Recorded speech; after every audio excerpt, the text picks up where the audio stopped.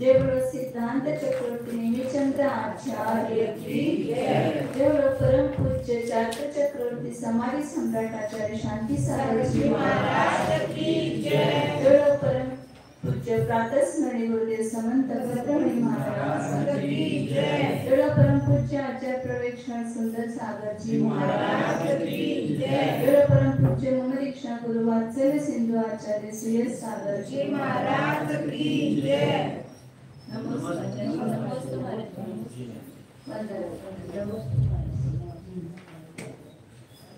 आपलं प्रकरण चाललं होतं अवधी ज्ञानाचं. मग ज्ञान शुद्ध ज्ञान आणि तिसरं कोणतं आहे अवधी ज्ञान. त्या अवधी ज्ञानाचे किती भेद आहेत असंख्य. संक्षेपण आपण 3 भेद बघितले, देशावधी, कर्मावधी आणि सदावधी. आता त्या देशावधीच्या भेदाचं वर्णन करतात पहिल्यांदा. तर त्याच्यामध्ये एका देशावधीमध्ये किती भेद होणार, असंख्यात प्रकार आहेत. कसे झाले तर अवधी ज्ञानी आहेत म्हटल्यावर सगळं जाणतात असं नाही. तर छोटं जसं आपलं मतिज्ञान छोटं मोठं आहे, म्हणजे कुणाला थोडं येते कुणाला जास्त येते त्याच्यापेक्षा जास्त. तसं अवधी ज्ञान सुद्धा कुणाला थोडंसंच आहे, कुणाला त्याच्यापेक्षा जास्त, कुणाला त्याच्यापेक्षा जास्त. असे त्या अवधी ज्ञानाचे भेद किती प्रकारचे होणार तर असंख्यात 2 प्रमाणाचे भेद आहेत. तर त्यामध्ये सगळ्यात छोटं ज्ञान अवधी ज्ञान त्याचं वर्णन केलं. कोणतं आहे छोटं सगळ्यात अवधी ज्ञान ते देश अवधी ज्ञान. तर त्याचं द्रव्य विषय सांगितला. किती द्रव्याला जाणतं ते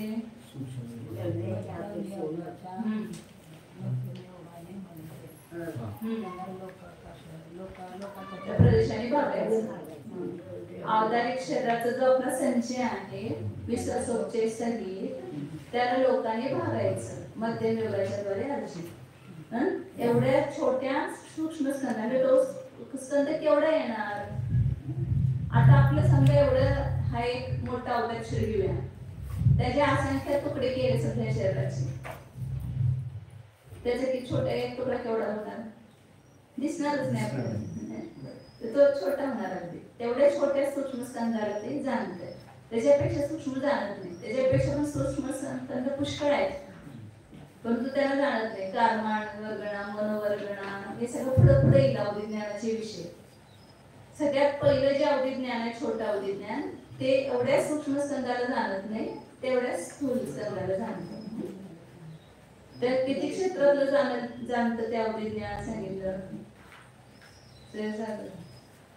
किती क्षेत्रात जाणते सनंद सागरची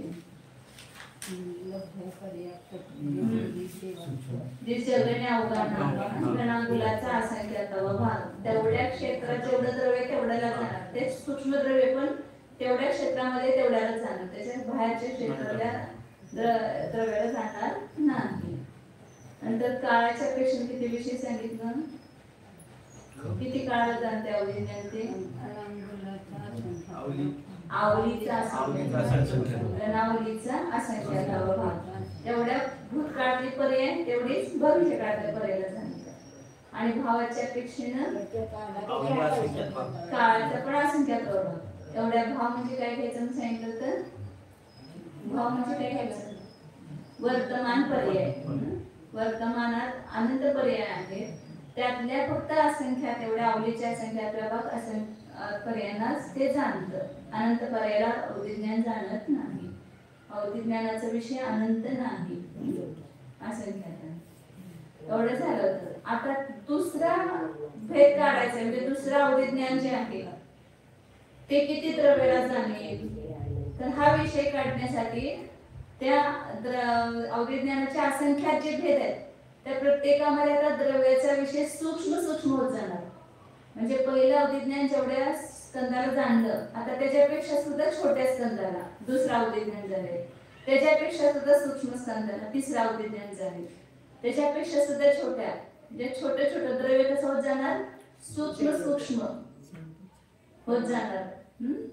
तर ते हित अवधी ज्ञानामध्ये द्रव्याचा विषय ज्याला बघतो त्याला सूक्ष्मता जी आहे ती उत्कृष्टतेचं प्रतीक आहे. म्हणजे त्या जास्त आहे क्षौक्षम तर ते सूक्ष्मला जाणार आणि कमी क्षौक्षम असेल तर स्थूल म्हणजे तेवढ्या सूक्ष्मला जाणार नाही.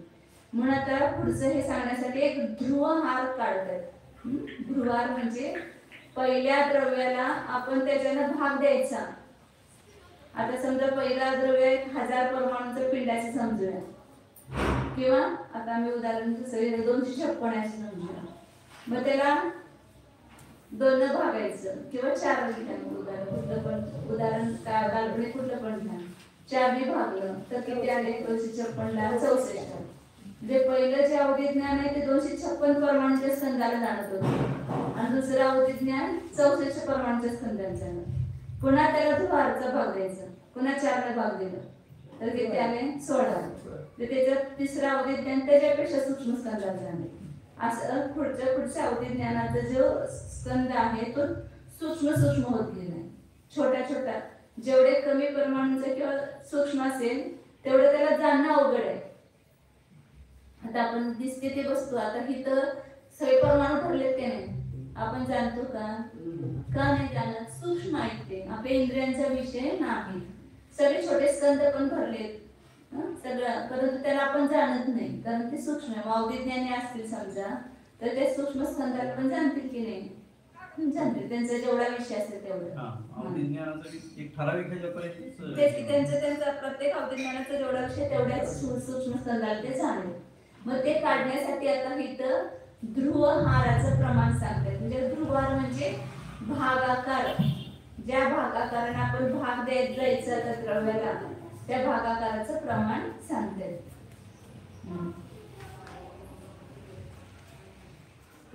गाथा नंबर 384 ना? 384 गाथा. अवरद्दवादुवरिम दौववेयप्पाय होदि ध्रुवहारो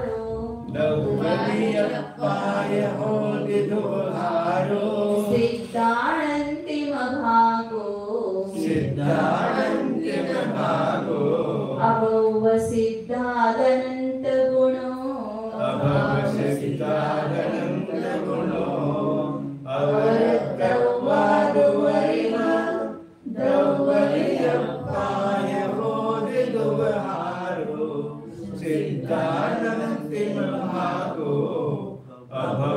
सिद्धादनन्त गुणो अवरद्दवादु जगन द्रव्यापासून उवरिम दवव्यपाय पुढच्या द्रव्याच्या विकल्पासाठी ध्रुवहार आहे. ध्रुवहार म्हणजे भागाकार.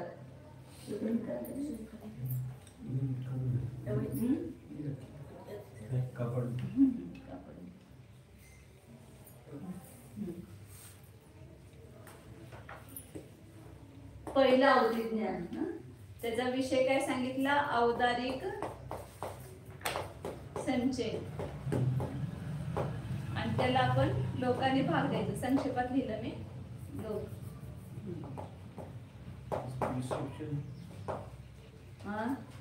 विसरसोपचे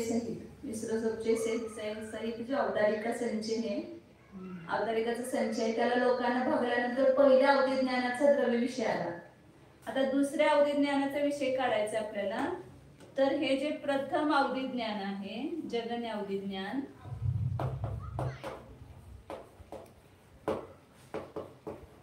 अवधिज्ञानाचं जे द्रव्य आहे त्याला काय करायचं? ह्या ध्रुवहाराने भागायचं. ध्रुवहार म्हणजे भागाकार.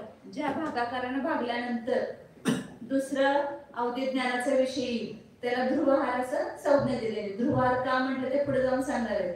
कारण का हा भागाकार इथं पासून ते परमावधीच्या शेवटच्या भेदापर्यंत निरंतर गेलेला आहे. तो गंगा नदीच्या धारेप्रमाणे ध्रुवहार ध्रुव रूपाने आहे. तोच त्याच्यामध्ये कमी जास्त नाहीये. ही जी संख्या आहे त्याच्यामध्ये कमी जास्त नाही. कधी कधी सांगतात ना पहिल्याचा संख्यात्वा भाग गणांगुलाचा संख्यात्वा भाग तो लहान मोठा होतोय, कधी लहान कधी मोठा. परंतु इथं हे जे भागाकार सांगतील तो ध्रुव आहे. म्हणजे तोच भागाकार सगळीकडे आहे पुढच्या द्रव्याचे विकल्प काढण्यासाठी. म्हणून त्याला ध्रुवहार. हार म्हणजे भागाकार. आणि तो ध्रुव रूपाने आहे, मग त्याला ध्रुवहाराचं नाव दिलं. एक फिगर आहे, म्हणजे एक संख्या आहे, फिक्स फिगर आहे. तर ते किती आहे ते सांगायला लागले तिथं. तर ह्या ध्रुवहाराचं प्रमाण सांगितलं अभव्य राशीच्या अनंतपट. अभव्याला काय करायचं, अनंतानं गुणायचं, किंवा सिद्ध राशीचा अनंत भाग. आपण ते कर्माचं पण बघितलं ना त्यावेळेला. म्हणजे हे अनंत आहे, हे सुद्धा औदारिक सर्गाचा संच, हे अनंत कर्मांचं पिंड आहे. हा जो द्रव्याचा विषय. आता दुसरा आहे तो सुद्धा अनंत परमाणूचाच पिंड आहे, परंतु ह्याला अनंतानं भागल्यानंतर जे उत्तर आलं म्हणजे ह्याचा अनंतावा भाग म्हणा थोडक्यात. पहिला जे अवधिज्ञानच्या जेवढ्या स्कंदाला सांगतं त्याच्या अनंतव्या भागाला दुसरा अवधिज्ञान, त्याच्या अनंतव्या भागाला तिसरा अवधिज्ञान, त्याच्या अनंतव्या भागाला पुढचं अवधिज्ञान. कारण का आता ध्रुवहार म्हणजे हे अनंताचं प्रमाण आहे. किती अनंत आहे, हा अभव्य राशीला अनंताने गुणायचं. अभव्य राशी छोटी आहे, छोटी म्हणजे पण अनंत आहे, जगने युक्त अनंत प्रमाण अभव्य राशी आहे. आणि त्याला अनंताने गुणल्यानंतर जे प्रमाण येतं तेच प्रमाण तिकडून सांगितलं. काय सांगितलं, सिद्धांचा अनंत भाग. हे दोन प्रमाण वेगळं नाही आहे, एकच आहे. ध्रुवहाराचं प्रमाण एकच आहे. काही प्रश्न होता है इसमें. 5 अभव्य राशी आहे, 4 गुणला पण तर काय झालं, 20 झाले. हेच 20 आता दुसरीकडनं सांगितलं. 80 आहे सिद्ध आणि त्याला 4 ने भागलं, किती आलं, 20. जे 80चा चौथा भाग आहे 5च्या 4 पट आहे 20 ही संख्या. 20 ही संख्या 5चा चौथा पट, 4 पट आहे 5 पेक्षा, आणि 80च्या पेक्षा चौथा भाग आहे. 20 म्हणजे ध्रुवहार झाला. तर त्या ध्रुवहाराचं प्रमाण म्हणजे मध्यम अनंत प्रमाण आहे. मग ते अभव्य राशीपेक्षा छोटं नाहीये आणि सिद्ध राशीपेक्षा मोठं नाहीये. तर सिद्धांचा पण अनंतव भाग आहे आणि अभव्याचा अनंत गुण, अशी मधली जी संख्या आहे ते ध्रुवहाराचं प्रमाण आहे. म्हणजे अनंताचे पण अनंत भेद आहेत. कोणता अनंत घेणार तुम्ही ध्रुवहाराचं प्रमाण, तर अभव्य राशीपेक्षा अनंतपट अशी जी संख्या आहे ती घ्या, आणि सिद्ध राशीचा अनंतव भाग. आता त्याचा पण पुन्हा अजून 2-3 प्रकारानं त्याचं प्रमाण सांगणार आहेत. ह्या संख्येचं प्रमाण अनेक प्रकाराने सांगणार आहे पुढे. तर एक इथं सामान्यपणे सांगितले इथं. काय आणि प्रश्न काय होता आपका? हमारा प्रश्न ये है, हाँ, ये दोनों संख्या क्या एग्जैक्ट बराबर ही है? मतलब जैसे 20 राशि लिया, यहाँ भी 20 है, तो ऐसी क्या फिक्स 20 है क्या ये दोनों राशि? हाँ, तो इसमें एक बड़ा प्रश्न खड़ा हो रहा है. हाँ, अभव्य राशि तो फिक्स है, हाँ, अभव्य तो ये घटेगा ना बढ़ेगा, बराबर. पर सिद्ध राशि तो घट बढ़ती है, घटते तो नहीं, बढ़ी पड़ेगी. हाँ, बढ़ेगी तो भी कितने बढ़ेगी वो? नहीं, ये 608 भी 608 6 महीने 800 में जा रहे हैं. हाँ. तो ये कल कल में तो बहुत राशि बढ़ेगी वो तो. हाँ, तो फिर वो अनंत का भाग बदल सकता है. हाँ, हमारे ये कहने का था. सिद्ध राशि, ये अनंत बदलेगा क्या?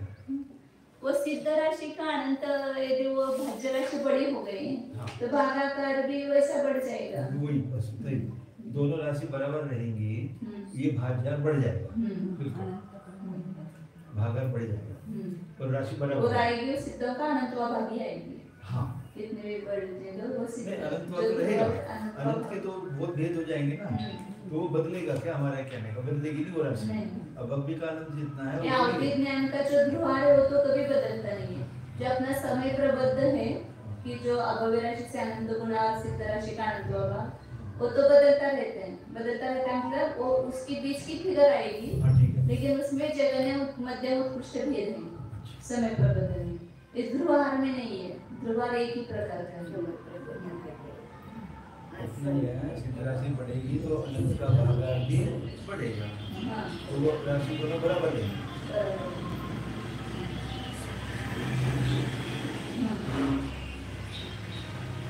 सामान्य ध्रुवार का प्रमाण क्या बताया? काय सांगितलं? अभव्य राशीपेक्षा अनंत पट आहे, सिद्ध राशीचा अनंत भाग. अभव्य राशी छोटी आहे म्हणून ह्याचा अनंत पट झाला, आणि सिद्ध राशी फार मोठी आहे, अनंतानंत आहे. ही जगनियुक्तानंत आणि ही अनंतानंत आहे. म्हणून ह्याचा अनंतावा भाग आहे तो आणि ह्याच्यापेक्षा अनंत पट आहे. दोन्हीकडनं ते प्रमाण सांगितलं. दोन्हीकडनं का सांगितलं तर अभव्यापेक्षा तुम्ही छोटी अनंत समजू नका आणि सिद्धांतपेक्षा मोठा अनंत समजू नका. त्याच्यामधलं अनंत प्रमाण आहे हे ध्रुवाराचं. हे सांगण्यासाठी दोन्हीकडून सांगतात. तर पुढच्या द्रव्याचं प्रमाण काढण्यासाठी एवढं हे भागाकाराचं प्रमाण आहे. आता याचाच पुन्हा आणखी खुलासा पुढे करतात. धुवहार कम्मवगण गुणगारं कम्मवगणं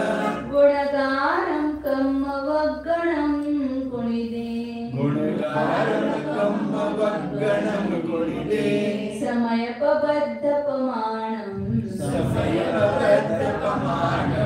जानिज्यो ओहि विषयं मे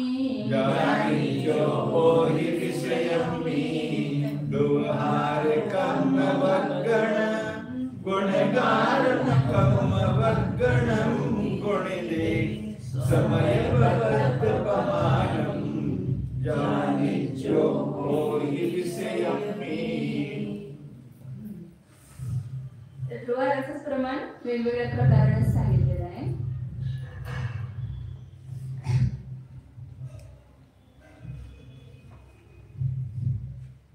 म्हणजे देशावधीचे जे अनेक भेद येणार त्या देशावधीच्या अनेक भेदामध्ये शेवटून दुसरं जे देशावधी ज्ञान आहे शेवटून दुसरं तिथं कारमान वर्गण येते. म्हणजे आपण ध्रुवाराचा भाग देत देत जाणार. ध्रुवाराचा भाग देत देत गेल्यानंतर शेवटून दुसरं जे द्रव्याचं प्रमाण येणार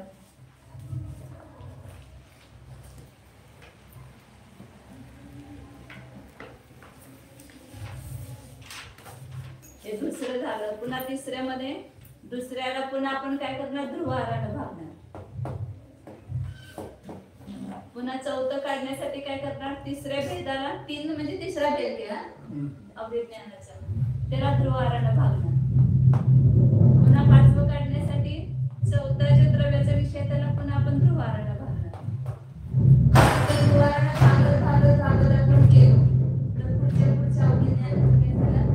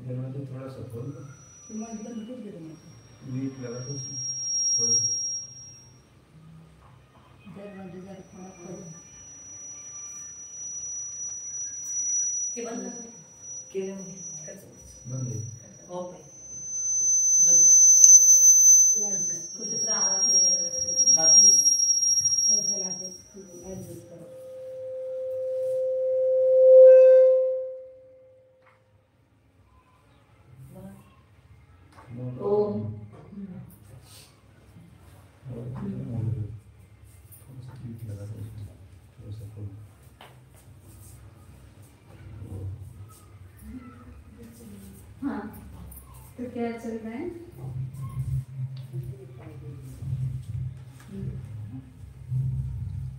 कारमान वर्गणाचा गुणकार. कारमान वर्गणीचा गुणकार म्हणजे काय त्याचा अर्थ आहे तर असा ध्रुवाराचा भाग देत देत गेलो आणि शेवटून दुसरं जे अवधी ज्ञानाचा विषयी त्या ठिकाणी कारमान वर्गणाच विषय होईल. आता मी उदाहरण घेऊन सांगितलेलं आहे पुढं. याच्यामध्ये तुमचं नोट्सच्या 64-65 पेज आहे बघा नोट्स मध्ये. तर हे कारमान वर्गणाचा गुणकार आणि कारमान वर्गण असं दोन प्रमाण काढतात ते.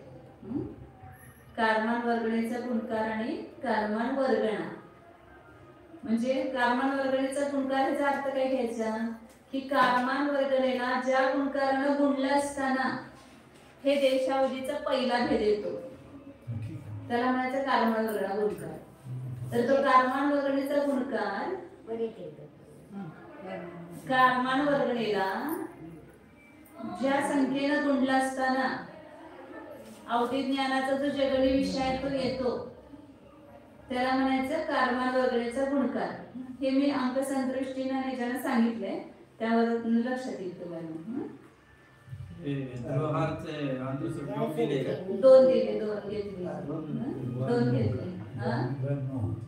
इकडं 9 काय दिले मग 9 ही आहे अर्थसंदृष्टी आहे. 9 ची संख्या हे जे आपण ध्रुवार आहे ना त्याचं 9 ठेवलं इथं. त्याला अर्थसंदृष्टी म्हणायची अंक नाही. ही अर्थसंदृष्टी 9 ची संख्या तशी 9 हे तशी संदृष्टी ठेवायची प्रत्येक ठिकाणी. आणि कार्बन वर्ग तर पहिल्या भेदाला ध्रुवारनं भागलं की दुसऱ्याला भागलं की ध्रुवारनं भागलं की तिसऱ्याला ध्रुवारनं भागलं की चौथा. अशा प्रकारे ते अवधी ज्ञानाचे सगळे विकल्प येणार. तर अवधी ज्ञानाचा जो शेवटचा विकल्प आहे अंतिम विकल्प तो किती आहे कारमान वर्गणा भागिले ध्रुवहार. हा शेवटचा देशावधी ज्ञान आहे. कारमान वर्गणीचे जे प्रमाण आहे एक कारमान वर्गणीमध्ये जेवढे परमाणू असतील त्याला पुन्हा ध्रुवहाराने भागायचे. कारण एक कारमान वर्गणा सुद्धा अनंतानंतर त्याच्यामध्ये हे परमाणू आहे. तर त्याला ध्रुवहाराने भागलं की त्याच्या शेवटचा भेद येतो. मग त्याच्या अगोदरचा भेद काय येणार कारमान वर्गणाच येणार. हा जो द्विचरम आहे ना कारबन वर्गणा भागिले ध्रुवहार घेतलं का हा शेवटचा भेद आहे. द्विचरम म्हणते तर द्विचरम नाही अंतिम मध्ये चरम विकल्प घ्यायचा. हा शेवट अंतिम चरम. शेवटून दुसऱ्यांदा काय अवधी ज्ञानाचा विषय तर कारमान वर्गणाचा आहे. म्हणजे आपण हे द्विचरमच्या अगोदरचा जो भेद असेल ना त्रिचरम म्हणायचं शेवटून तिसरा. तर त्याला ध्रुवारानं भागलं की हा दुसरा येणार द्विचरम येणार. तर ती काय येणार ती कारमान वर्गणाच येणार प्रमाण. आणि कारमान वर्गणेला पुन्हा आपण ध्रुवारानं भागले तर शेवटचा विकल्प येणार द्विचरम कारमान नाही आहे. कारमान वर्गणा आहे.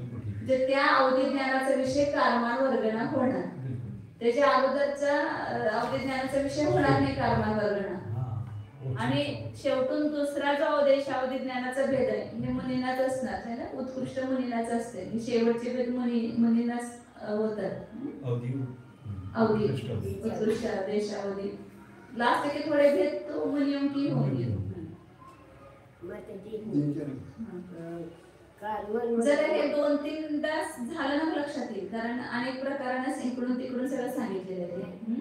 मग अशी एक व्याख्या सांगितली कार्बन वर्गणा गुणकार म्हणजे कार्बन वर्गणेला ज्या संख्येने गुणले असता देशावधीचा जो जगन्य द्रव्य विषय येतो देशावधीचे जगन्य प्रमाण येतं त्याला म्हणायचं कारमान वर्गणीचा गुणकार. मग तो किती आहे कारमान वर्गणीचा गुणकार तर ते काढण्यासाठी तर त्यांनी सांगितलं की जे देशावधी ज्ञानाचे भेद आहेत त्यातनं 2 कमी करायचं आणि तेवढ्या वेळेला ध्रुवहार ठेवून परस्पर गुणाकार करायचा. कशाचे देशावधी ज्ञानाचे अंकसंदृष्टीनं 8 भेद आहेत असं आपण समजलं. 8 भेद आहेत. आणि त्यातला पहिला जो भेद आहे तो किती आहे म्हणजे शेवटून घेऊया तर 256 हे कारमान वर्गणाचं प्रमाण 256 आहे.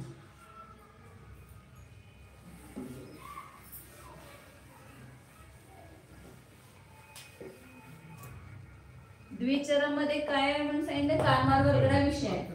तर त्याचं प्रमाण आपण काय समजलं, 256 आहे. आणि 256 ला एकदा ध्रुवारानं भागलं. ध्रुवाराचं प्रमाण आपण 2 मांडलं अंकशास्त्र दृष्टीने. अनंत आहे त्याला आपण 2 मांडलं, तर त्याला दोन्ही भागलं तर किती आलं, 128. म्हणजे द्विचरम मध्ये 256 परमाणूच्या स्कंदाला जाईल आणि अंतिम भेदामध्ये 128 परमाणूच्या स्कंदाला झाले देशावधिज्ञान. आता त्याच्या खाली खाली जाताना काय करणार आपण, गुणित होत जाणार. इकडनं बघितलं तर आपण भागात गेलो का नाही, आता इकडून बघितलं तर काय होणार, ते गुणत जाणार ना. ते 256 इथं भाग दिला. आता इथं काय होणार, द्विचरम मध्ये 256 गुणिले 1 ध्रुवहार, एकदा ध्रुवारनं गुणायचं म्हणजे किती होणार, 512. पुन्हा त्याच्या खालच्या भेदासाठी 256 आता 8 घ्यायचं आपल्याला. हे 8, हे 7, हे 6, 5 चतुष्चरम म्हणणार आपण. 256 गुणिले 2 गुणिले 2 आणि एकदा ध्रुवारानं भागणार. 8वा भेद, 8 भेद मांडले आपण.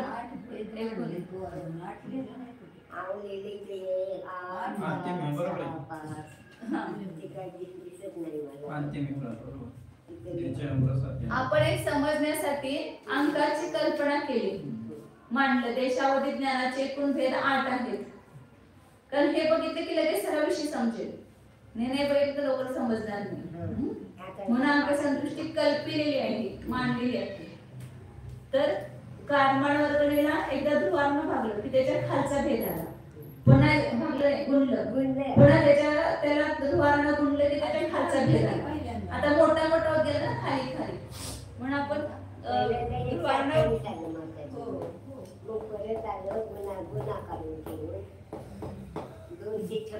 ज्यावेळी 512 इथं येणार 1024 2048. तिसरा भेद 256 गुणिले पुन्हा 2 गुणिले 2 गुणिले 2 गुणिले 2 येणार इथं 498. पुन्हा दुसरा भेद ध्रुवारला पुन्हा एकदा ह्या वरच्या ह्याला ध्रुवाराने गुणायचं.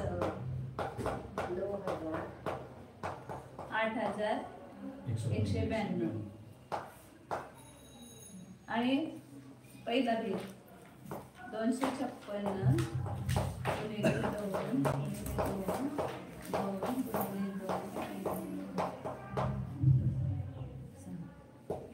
16,184. हा जगन विषय. मग आता इथं कारमान वर्गणीला किती न गुणल्यावर हे पहिला भेद आला, तर हे जे अवधिज्ञानाचे भेद आहेत त्याच्यातून 2 कमी करायचे. कारण कारमान वर्गणाने इथं हे नाहीये, गुणकार नाहीये. तर हे 2 कमी करून जेवढे देश अवधिज्ञानाचे भेद राहिले तेवढ्या वेळेला ह्या ध्रुवहारचा ध्रुवहार ठेवून परस्पर गुणाकार करायचं. 8 - 2 म्हणजे 6. 6 वेळेला आपण काय केलं, 2 गुणिले 2 इथे 6 वेळा आले ना, गुणाकार केला. आणि 256 म्हणजे कारमान वर्ग आहे, त्याला गुणलं की देशावधीचा पहिला विकल्प आला. म्हणून त्याने तिथे सांगितलं की 2 कमी देशावधी ज्ञानाच्या भेदाचं जेवढं प्रमाण आहे तेवढ्या वेळा ध्रुवहार ठेवून परस्पर गुणाकार केला तर तो कारमान वर्गणीचा गुणकार आहे. म्हणून 256 गुणिले हा गुणकार किती आला, बेदोनी 4 4 दुनी 8 8 दुनी 16 16 दुनी 32. 256 गुणिले 32 केलं काय येणार तिथं 16,384 येणार. बरोबर. हा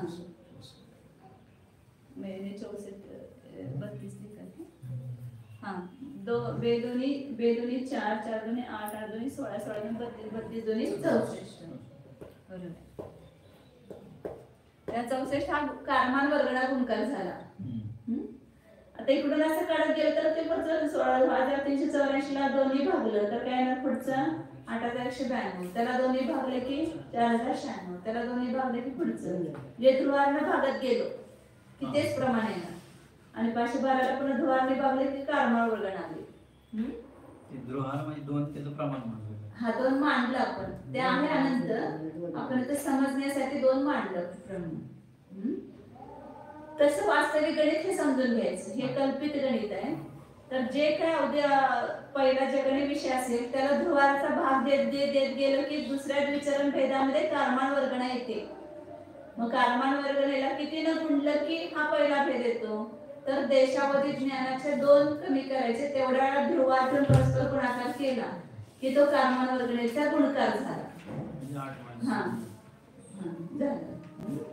आता अजून एक गोष्ट याच्यामध्ये अजून सूक्ष्म सिद्ध करायची आहे की ध्रुवहार कम वगण गुणगारम कम वगणम गुणिले.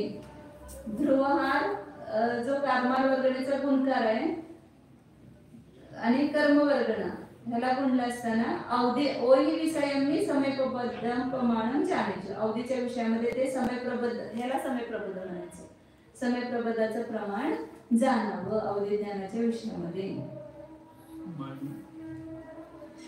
कर्मवर्गणेला कर्मवर्गणेच्या गुणकारानं गुणला असताना कर्मवर्गणेला कर्मवर्गणेचा गुणकार ह्याला गुणला असताना अवधी ज्ञानाच्या विषयामध्ये समयप्रबद्धाचं प्रमाण येतं. समयप्रबद्ध म्हणजे हे पहिल्या अवधी ज्ञानाचा विषय येतो. 256 नाही, ह्या पहिला अवधी ज्ञानाचा विषय 16384 आहे. कारमान वर्गणेला त्या कारमान वर्गणेच्या गुणकाराने गुणला असताना पहिला जो अवधी ज्ञानाचा विषय आहे तो येतो समयप्रबद्ध. समय प्रबद्ध को कितनी बार ध्रुवहार से गुणा करने पर जो पहला उसका जगन्य आता है उसको फिर आगे चलते अंतिम से पहले में कारमन वर्गना आएगी और अंतिम भेद होगा कारमन वर्गना ध्रुवहार से बांध करके वो अंतिम आएगा.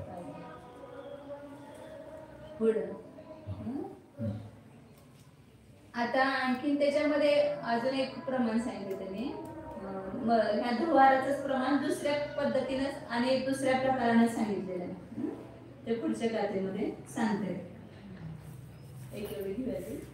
म्हणदव वगणान वी पर्यंत थांबवा लागते. म्हणदव वगणानवी यप्पानंतिम समं कुदुवहारो अवरुक्कस्य विशेषा ब्रूवहियातव्यप्पाहु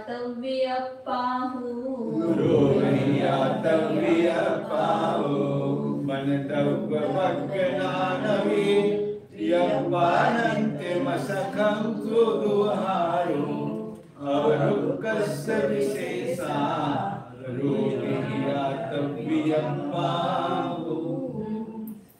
त्या ध्रुवहाराचंच प्रमाण जे आपण अभव राशीचे अनंत पट सिद्ध राशीचा अनंत भाग सांगितला, त्या ध्रुवहाराचं प्रमाण दुसऱ्या पद्धतीने सांगतात की तेच प्रमाण मनदव वगणान वियप्पाण अनंतिम समम कुदुवहारो. मनद्रव्य वर्गणांच्या विकल्पाचा म्हणजे मनोद्रव्य वर्गण म्हणजे पुद्गलाच्या 22 वर्गण आहेत. त्याच्यामध्ये एक मनोद्रव्य वर्गण आहे जे ज्याच्याद्वारे मन बनतंय आपलं, जे द्रव्य मन ज्या वर्गणीतून बनतंय त्याला म्हणायचं मनोवर्गण. आणि ती मनोवर्गण एक प्रकारचे का नाही, त्याचे पण अनंत भेद आहेत. तर त्याचे जे जगण्यापासून उत्कृष्ट आपल्याला तर ज्याला आपण जीवकांचं शेवटचं सम्यक्वाधिकार शिकू ना, त्यामध्ये हे सगळे 22 वर्गणींचं 23 वर्गणींचं म्हणा अनुवर्गण धरून त्याचं वर्णन येणार आहे. मग त्या वर्गणा पण आहार वर्गणा, भाषा वर्गणा, मनोवर्गणा ह्याचे अनेक भेद आहेत.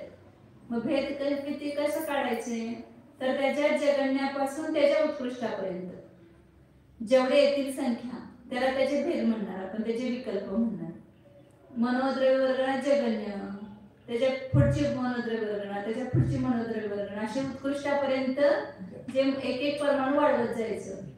तर ते मनोद्रव्य वर्गणाच्या उत्कृष्टापर्यंत जे भेद येतील त्याला म्हणायचं मनोद्रव्य वर्गणाचे विकल्प. म्हणजे एकूण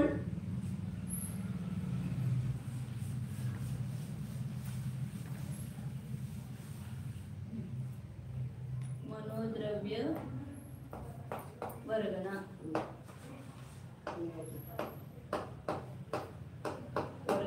चे भेद किती आहेत एकूण? कुठले पण भेद काढायचे असेल तर एक सूत्र दिलं आचार्याने. एकूण भेद कसे काढायचे? तर पहिल्या संख्येपासून ते शेवटच्या संख्येपर्यंत सगळ्यांची बेरीज करायची ना आपल्याला, त्या सगळ्या भेदांची. तर अंत त्याच्यातून आधी वजा करायचं. हा, आधी अंते सुद्धे वड्डी दे वृद्धीनं भागायचं आणि एक अधिक करायचं त्याच्यामध्ये की एकूण विकल्प येतात. जसं आता आपले 1 ते 10 संख्या आहेत किंवा कुठले पण भेद घ्या, एक 10 ते 25 पर्यंत संख्या आहेत, तर एकूण किती संख्या झाल्या, किती भेद झाले ते तर काढायचं असेल तर 25 मधून काय करणार, 10 वजा करणार. आणि वृद्धी एक नच वाढलेली संख्या आहे तर वृद्धी म्हणजे एकच येणार. 25 वजा 10 भागिले 1 आणि त्याच्यामध्ये काय करणार, एक अधिक करणार. तर 25 मधून 10 गेले किती आले, 15 आणि 15 मध्ये 1 न भागलं तर 15च येणार आणि 1 मिळवल्यानंतर काय येणार, 16. 10 पासून ते 25 पर्यंतच्या संख्या किती झाल्या, एकूण 16 झाल्या. तसं आपण हे मनोद्रव्य वर्गणाचे भेद काढायचे. किती आहेत एकूण भेद, तर ते भेद काढले ह्या सूत्रानं काढायचे. तर मनोद्रव्य वर्गणा जगन्य, त्याला ज म्हणणार, ज शेवटची पहिली संख्या, पहिला जो भेद आहे त्याला काय म्हणणार, जगन्य. आणि शेवटचा भेद जो आहे तो कसा येतो, तर मनोद्रव्य वर्गणेच्या जगन्यामध्ये त्याचा अनंतावा मिसळायचा म्हणजे त्याचा उत्कृष्ट भेद येतो. म्हणजे जगन्य मनोवर्गणेपासून एक परमाणू वाढवत गेलो, दुसरा भेद आला, अनेक परमाणू वाढवला, तिसरा भेद आला. मग त्याच्यात सगळ्यात शेवटचा भेद जो मनोद्रव्य वर्गणेचा तो कसा येतो, तर त्या जगण्यामध्ये जगण्याचा अनंतावा भाव मिसळायचा म्हणजे उत्कृष्ट भेद येतो. ज उत्कृष्ट मनोवर्गणा किती आहे त्यालाच अंत म्हणणार ना आपण, उत्कृष्ट मनोवर्गणेला. म्हणून उत्कृष्ट मनोवर्गणा बरोबर जगन्य अधिक जगन्य भागिले अनंत. ज म्हणजे जगन्य आणि त्या जगण्याला अनंतानं भागायचं आणि ते जगण्यामध्येच मिसळायचं. उत्कृष्ट मायनस आता हे करावं ना जगन्य. हा, तर करेक्ट पहिल्यांदा उत्कृष्ट काढावं लागेल ना, अंत काढावं लागेल ना आपल्याला. अंत संख्या कोणती आहे, तर जगण्यामध्ये जगण्याचा अनंतावा भाग मिसळायचा म्हणजे उत्कृष्ट मनोवर्गणा आली. म्हणून मग काय येणार इथं, त्याचं बेरीज केल्यानंतर काय येणार, त्याचं हे करा समच्छेद. ह्याच्याला अनंतानं भागायचं, अनंतानं गुणायचं. हे ख म्हणजे अनंत आहे.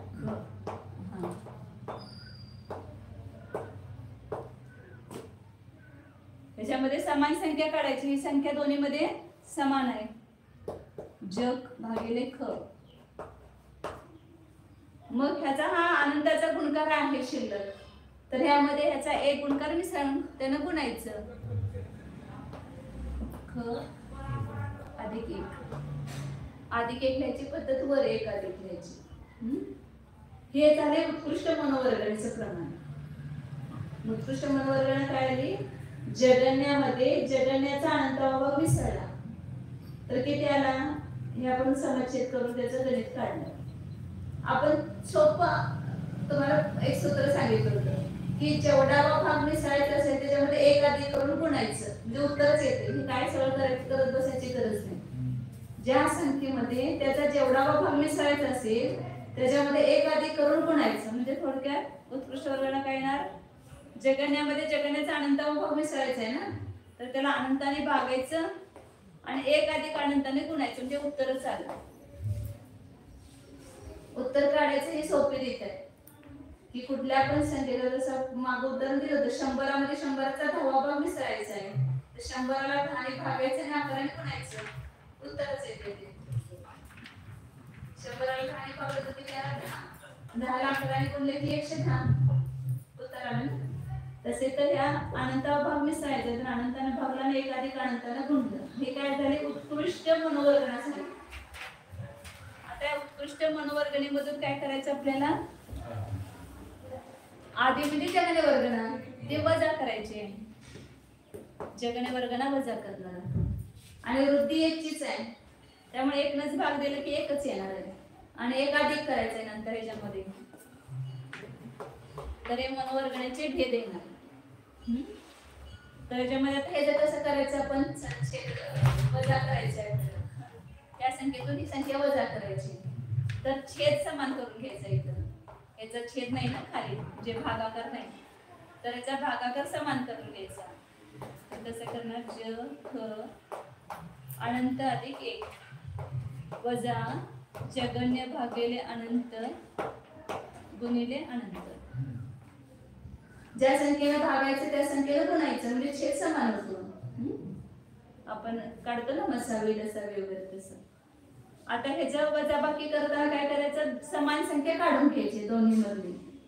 एवढी संख्या समान आहे दोघांमध्ये, बरोबर ठेवणार आपण इथं. जगन्य भागिले अनंत ही दोन्ही मध्ये कॉमन संख्या, तर कॉमन संख्या काढली म्हणतात. राहिलं काय, तर 1 अधिक अनंत, आणि इथं काय राहिलं, अनंत वजा होणार. ह्याच्या गुणकारातून हा गुणकार वजा करायचा, बरोबर आहे ना. 1 अधिक अनंत वजा अनंत काय येणार, तिथं एकच येणार ना. 1 अधिक अनंत आणि अनंत आहे, त्यातून वजा केले की एकच संख्या येणार. उत्तर काय येणार, ज भागिले अनंत, जगने भागिले अनंत. आणि 1 अधिक नाही येणार. आता नंतर हे 1 अधिक करायचं म्हणजे हे अधिक केलं की मनोवर्गणाचे विकल्प आले. हे काय झाले, मनोद्रव्य वर्गणाचे विकल्प, एकूण विकल्प. काय केलं, अंतामधून आधी वजा केलं, ते उत्तर किती आलं, हे उत्तर आलं.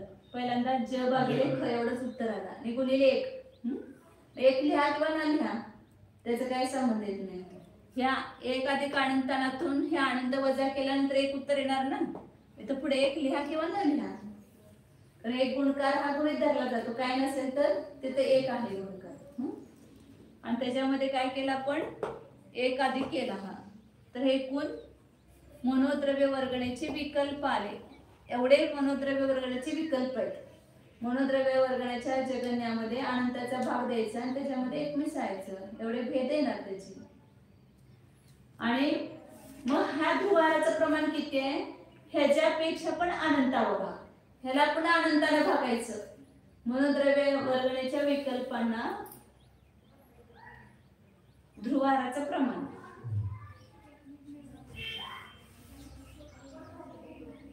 ध्रुवहार बरोबर किती आहे, मनोवर्गणेचे विकल्प, भेद म्हणा विकल्प म्हणा दोन्ही सारखेच आहे. वर्गणाचे भेद भागिले अनंत. आता मनोद्रव्य वर्गणाचे भेद किती आले, जगन्य भागिले अनंत अधिक 1. आता पुन्हा त्याला अनंताने भागायचं. एवढं काय, ध्रुवहार जो अभव्य राशीचा अनंतपट आणि सिद्ध राशीचा अनंतवा भाग आहे त्याचं प्रमाण, मनोद्रव्य वर्गणाचा जो अनंतवा भाग आहे ते एकच, दोन्हीचं प्रमाण. तेच ध्रुवहाराचं प्रमाण दुसऱ्या पद्धतीने सांगितलं. मग अशी ते आपण बघितलं होतं ना, तेच प्रमाण इथं मनोद्रव्य वर्गणाचे जेवढे विकल्प आहेत त्याचा अनंतवा भाग हे ध्रुवहाराचं प्रमाण येतं. तेच एकदम मनोदव वगणान व्यप अनंतिम समम ध्रुवहार. मनोद्रव्य वर्गणेच्या विकल्पाचा अनंतवा भाग हा ध्रुवहाराचं प्रमाण आहे. आणि अवर कसं ते विकल्प कसे येतात ते सांगितलं त्याने इसमें. मनोद्रव्य वर्गणाचे विकल्प कसे येतात, तर आवर म्हणजे जगन्य, उत्कृष्ट, उत्कृष्टातून जगन्य विशेषा म्हणजे विशोध्य, म्हणजे वजा करून, म्हणजे शेष म्हणजे शिल्लक राहिलं त्याच्यामध्ये 1 अधिक केला, ध्रुवहिया तव्यपा आपण केलं ना. उत्कृष्टातून जगने वजा केलं, उत्कृष्टातून जगने वजा केल्यानंतर जेवढं शिल्लक राहिलं त्याच्यामध्ये 1 अधिक केला, तर काय येणार, तिथं मनोद्रव्य वर्गणाचे विकल्प येतात. आता हे जे केलं ते सांगितलं त्याच्यामध्ये. मनोद्रव्य वर्गणीच्या उत्कृष्टामधून जगने वजा करायचं, जे शिल्लक राहिलं हे आलं होतं ना शिल्लक, जगने भागिले अनंत, त्याच्यामध्ये 1 अधिक केल्यानंतर मनोद्रव्य वर्गणाचे विकल्प येतात आणि त्याचा अनंतावा भाग हे ध्रुवाराचं प्रमाण आहे. हे ध्रुवाराचं प्रमाण आहे.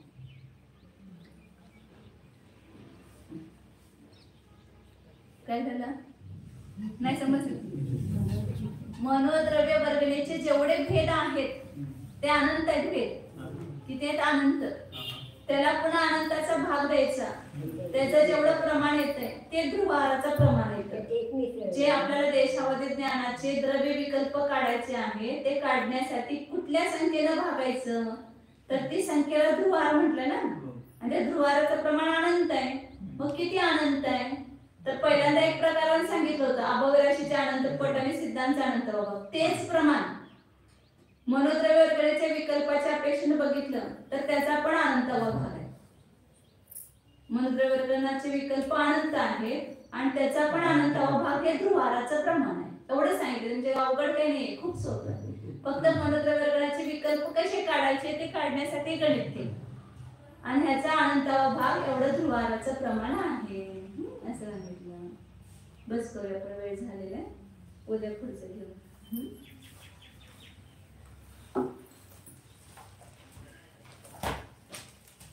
या विज्ञानाचं सगळं पूर्ण होईल ना, खूप आनंद, म्हणजे सगळं स्पष्ट झाल्यासारखं होतं आपल्याला. केवळ ज्ञानामध्ये कसं स्पष्ट झालं जाते तसं आपल्याला ह्या आगमाच्या द्वारे सगळ्या स्पष्ट समजतं.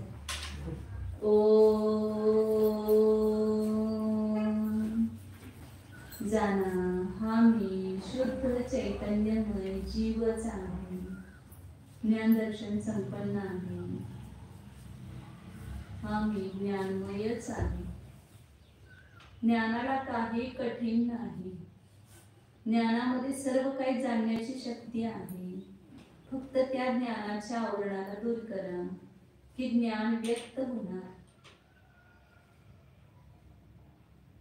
शुद्ध चैतन्य स्वरूपोऽहं, ज्ञानानंद स्वरूपोऽहं, एकत्व स्वरूपोऽहं,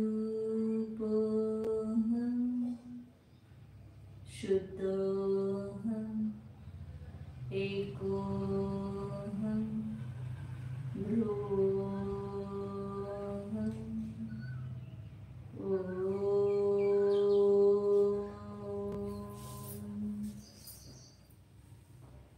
विसरू. नमो सिद्धार्थं नमो